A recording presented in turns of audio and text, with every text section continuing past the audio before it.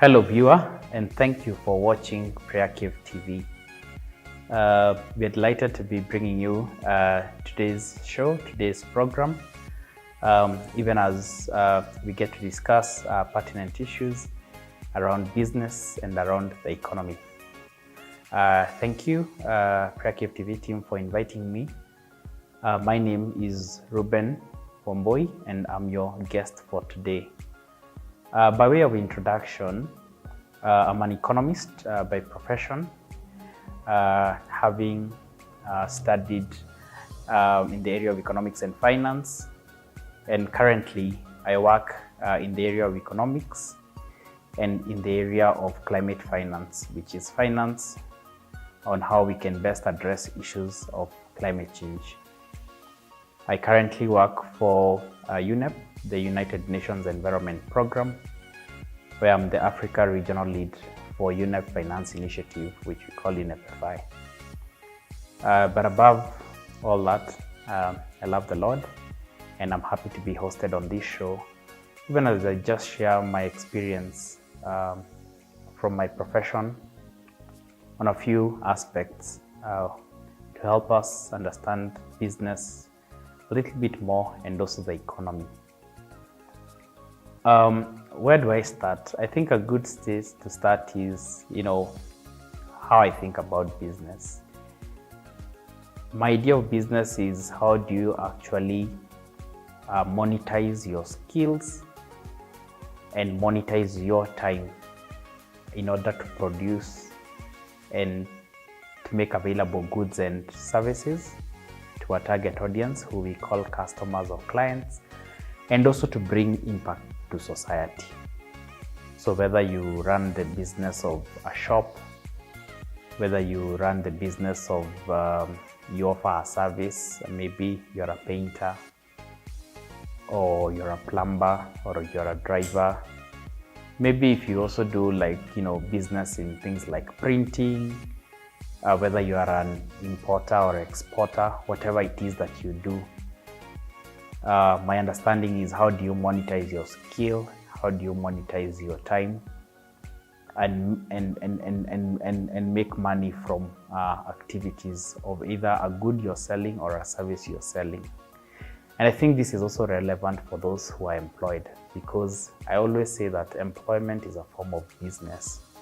Because what's happening in the context of employment is that you, as an employee, you're actually selling your skill and selling your time to an organization, and the organization is using your skill and your time to offer goods or services for which they get paid for, and they pay you back what is due to your skill and what is due to your time. So that's just laying a foundation of my understanding. Of course, we all have different understandings of business. We all have different experiences. I'm not saying I'm the most experienced, and I'm happy to share my own experience. In terms of thinking, what are some of the key things that we need to be thinking about as far as business is concerned? I think the first thing is to be able to have a good understanding of your market. In many places, they call it doing market research. Others call it, understanding the business landscape. You need to understand your market and understand your market very well.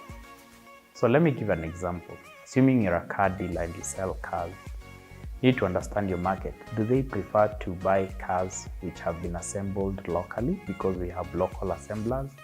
Or do they prefer cars that have been imported from other markets? And then, once you understand that, you need to understand and say, if the market is huge, which particular client category am I going to focus on? So one, there is understanding your market. Two, there is the financing bit. You need to understand, how much capital do I need for this business? And in capital, there are many aspects. One, what is the source of the funds? Am I going to use my current savings, which is not borrowed money, or non-borrowed capital, which you can call equity? and how much am I going to borrow? And the borrowed capital is what we call debt. So you need to determine what is the mix between equity and debt for your business. And capital is also determined by factors such as scale. What is the scale of the business I want to start?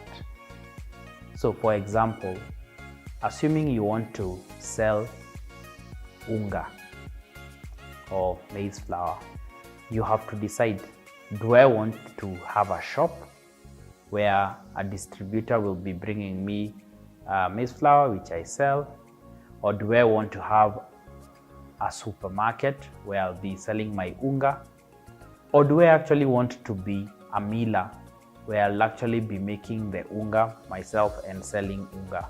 So you need to determine what is the level of scale that you want to play at, and that level of scale, of course, is going to inform how much capital you need and whether you're actually going to need borrowing or not, depending on your other sources of funding. Now, one interesting thing to note is that when it comes to borrowing, you need to get your math right. You need to know how much is my debt costing me.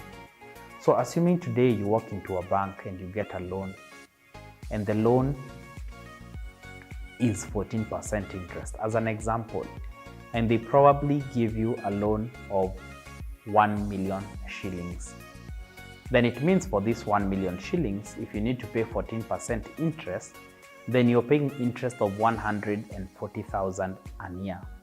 So the question becomes, the business I am going to do with this 1 million shillings, how much is it giving me back in return?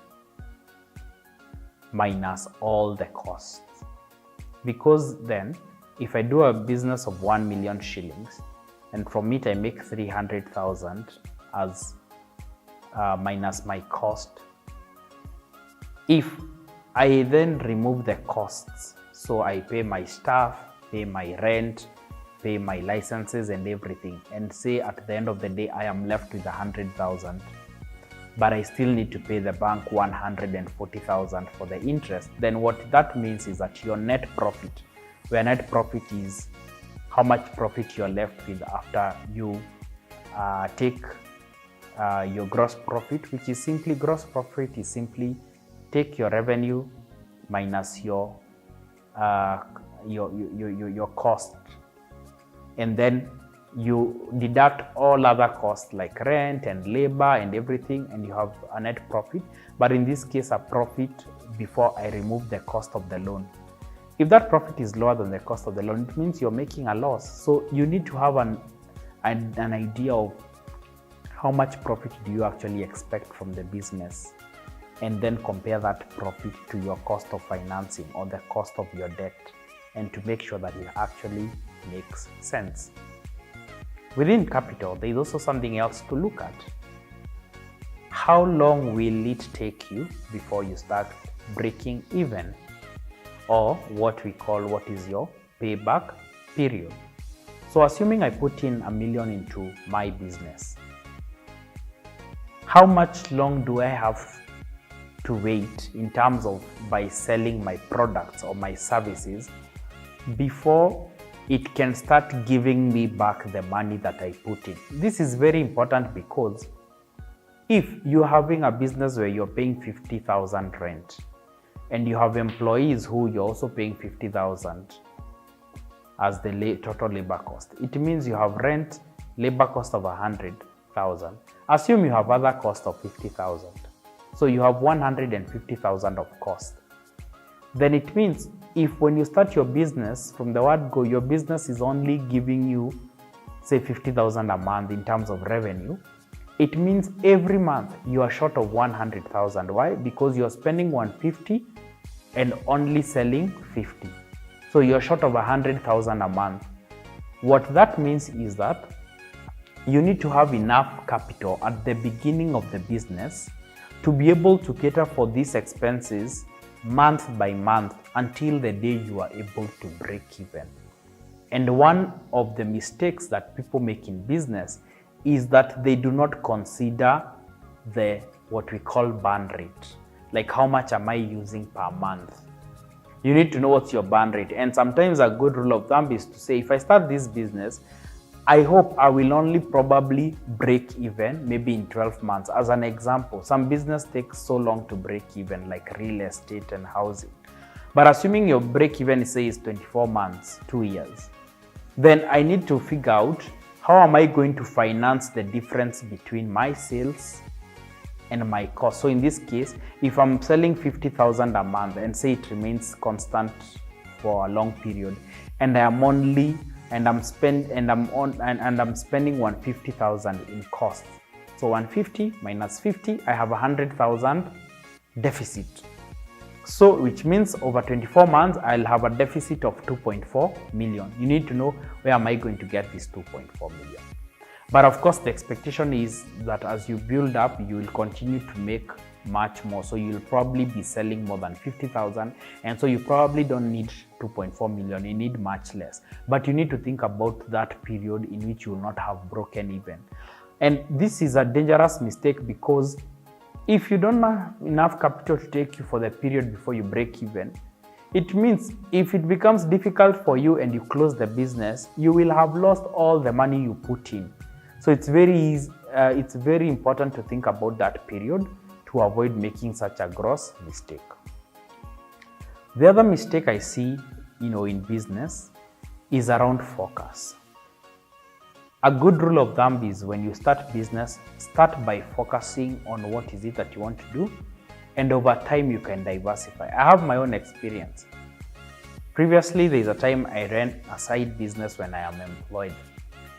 And I realized because of my commitment at work, I wasn't giving full attention to the business. And as a result, after a few months, it died down. And I could tell the reason it died down is because I wasn't giving it as much focus and as much time and as much attention. And even when I couldn't tell how much the employees are working, I couldn't follow up very well. Are they actually delivering on their promises or not? I couldn't tell how the clients feel about our business because I had employed people. And so you need to have a very good, view of how the business is performing. And so you need to give your business focus. You need to give your business dedication. And of course, if you cannot afford to be fully focused and dedicated, then it means you're actually not going to deliver and your business is going to die. So you really need to think about that. Then the other thing I would love to mention is that when you're doing business, you need to understand your market and who your competition is. Because it is unlikely that the product or service that you're offering, you are the only one in the market who is offering such a service. So you need to ask, what is my competition offering? What is the price? Because if you enter into a market where everything sells, say, for 700 or 800, and you're the only one in the market who sells for 1,000, it's very likely that you will not have market share. And market share is simply what is the proportion of the market that is yours. So, assuming you're in the cement business and 100 cements are sold in a day in the country, and your brand sells 20 bags of cement out of 100, it means you have 20% of the market. So that is your market share, 20%. So you need to understand your competition and you need to understand what is it they are doing. The beauty with understanding your competition is that it allows you to ask, how do I want to be competitive on this market? And there are many ways to be competitive. The first one is price, which is the most common, price competitiveness. So you say, I'm going to be cheaper than the next person. Sometimes it can be on differentiation. You can say, I'm not going to sell cheaper. My good might be even more expensive, but I have differentiated my product. Maybe it's a high quality product, it's well packaged, all that. You can also have set yourself apart from your competition in terms of your after sales service, or what we call customer experience. You may have a restaurant and say, my restaurant is not the cheapest, but I make sure when people come to my restaurant, they get the best service. They are served by very, well-mannered and cultured waitrons.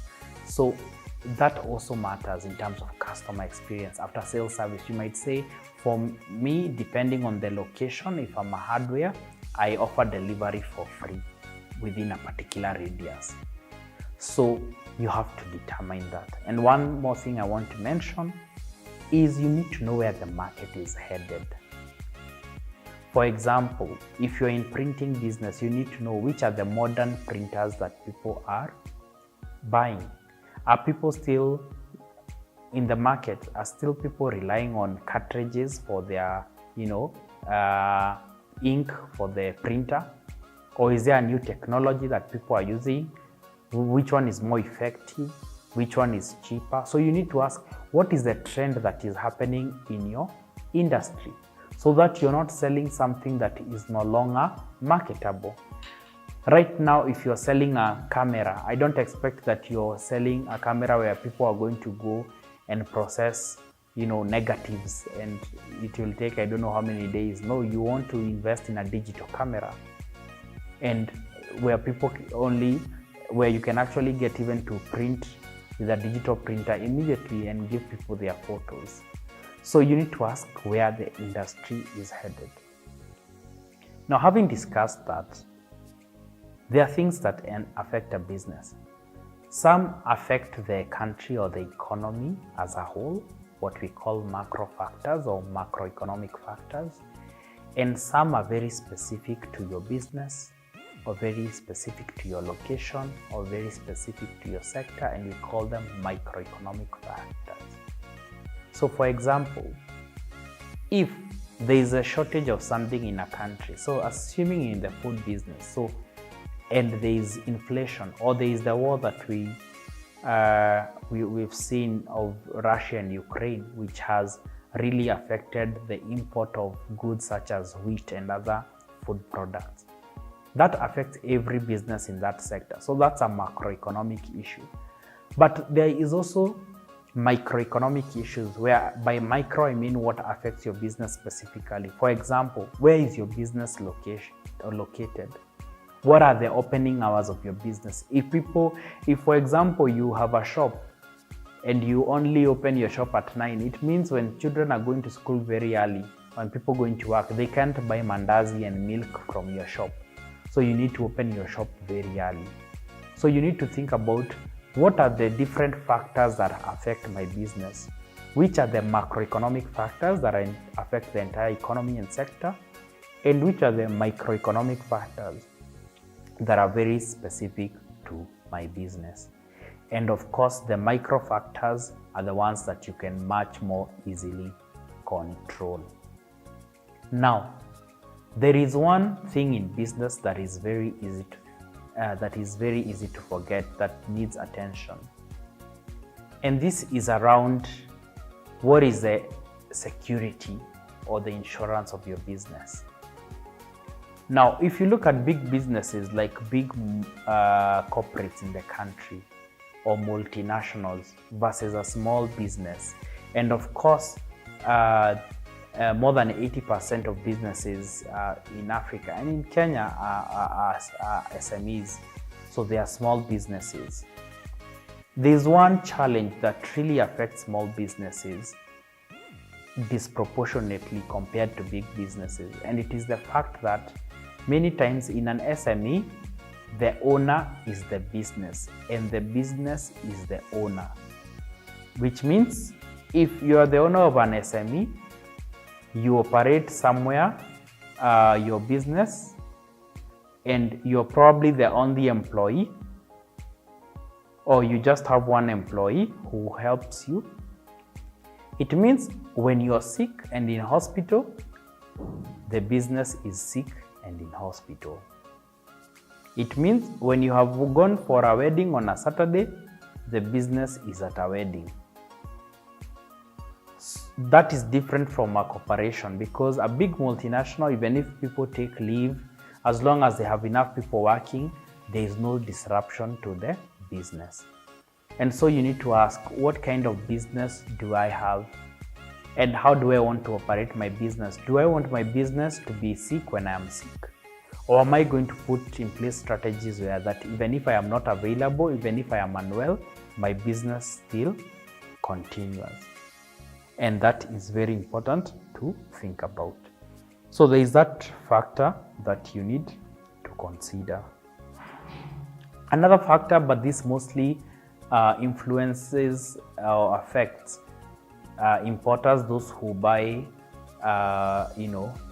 things from outside the country, is foreign exchange risk. For example, if you're always importing things and maybe they are quoted in dollars or euros or pounds, depending where you're getting from, it means every time the Kenyan shilling depreciates or loses value, you have to pay way much more. And just to help us simply understand foreign exchange risk, assume today I want to buy something. So I own a manufacturing plant and there is a particular part that I get, say, from the US, and it costs $1. Now, assuming $1 today is 100 shillings, it means if I want 10 parts, with 1,000, I can get all the 10 parts. But if the shilling depreciates and the currency goes to 120, so 120 shillings for every dollar, it means with the same 1,000 shillings, which will initially get you 10 parts, now you can no longer get 10 parts because 10 parts require 1,200. So with 1,000 shillings and the exchange rate is 120, you can only get 8 parts to be able to do that. And of course, that is the foreign exchange problem. And sometimes it affects all businesses, because you'll realize a lot of businesses, in whatever they sell, there is a very big likelihood that something that has been used to produce that good has not been produced, has not come from local production. It has been imported from abroad. And so either directly or indirectly, a lot of businesses are subject to foreign exchange risk.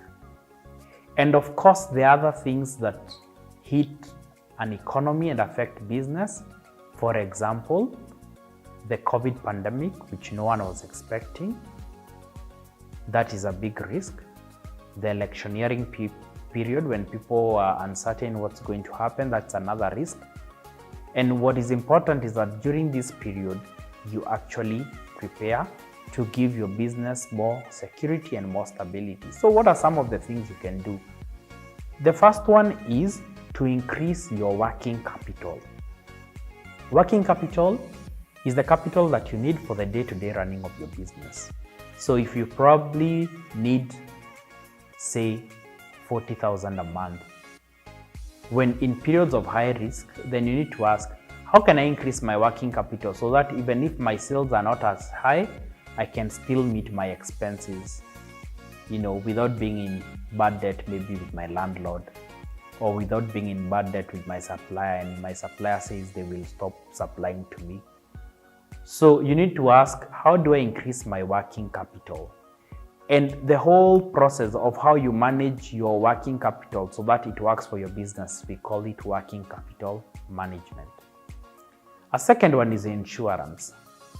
Sometimes there is a huge risk of insurance. Assuming you have an electronics shop, there might be theft to that shop, there might be breakage in the shop, and many other factors which are unforeseen.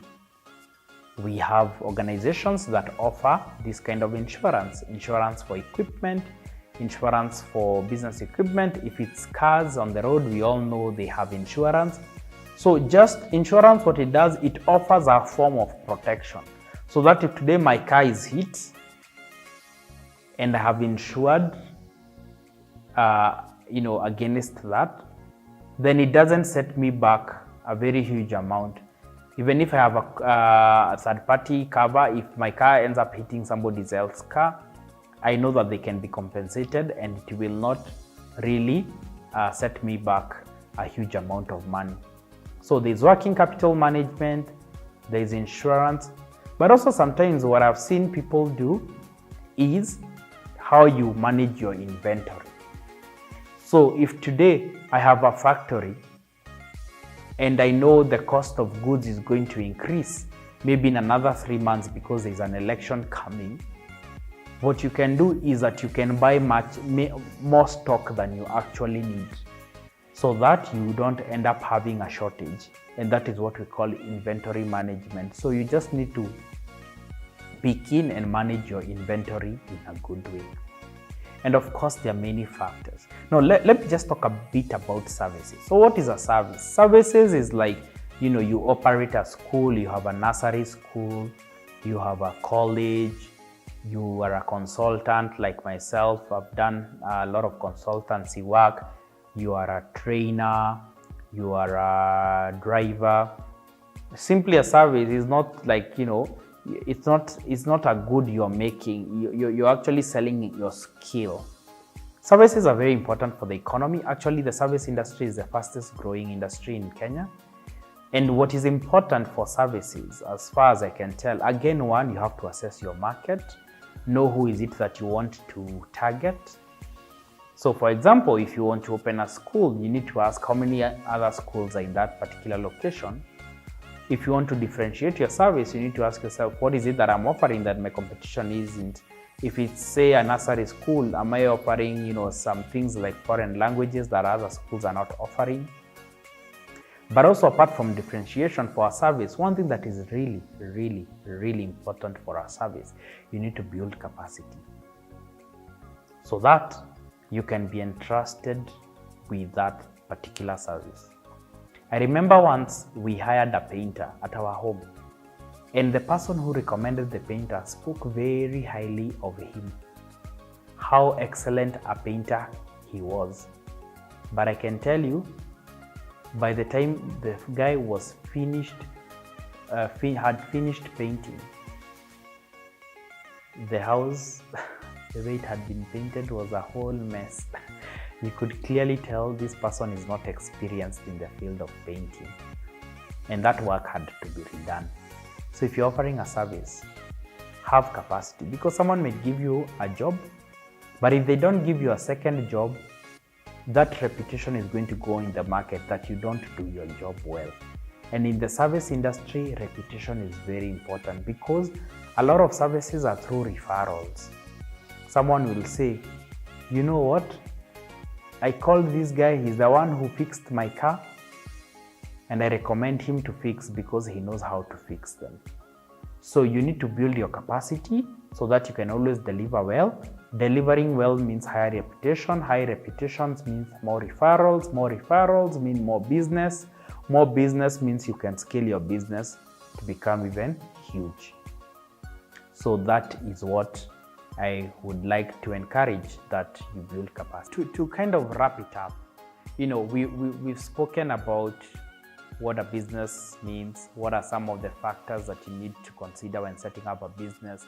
We've spoken about capital, whether it's equity, and equity can be own savings, a loan from a friend, from family. We've talked about debt like bank loans. We've talked about services that you offer. What are the things you need to keep in mind as you offer a service? One thing that I want to say is that all this is foundational. Business, you always learn.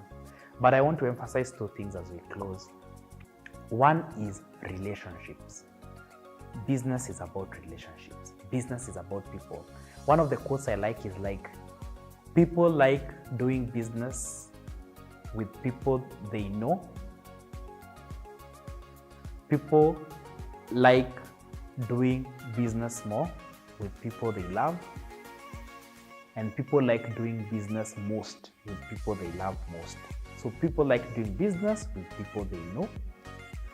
People like doing business more with people they love. And people like doing business most with the people they love most.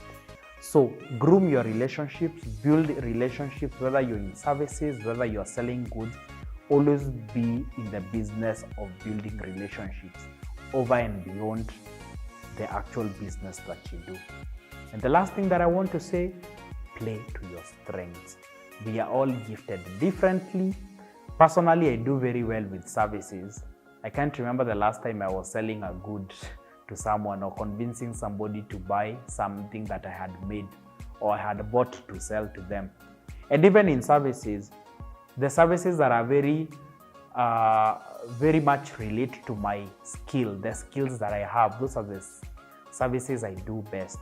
So as you consider business, one very good place to ask is, what is my strength? If you are an introvert, you don't like talking so much, you don't like meeting people, and then you take up a sales business, chances are that you will fail. But if you are very extroverted, you have very good negotiation skills, you have very good convincing skills, chances are you can make a very good salesperson.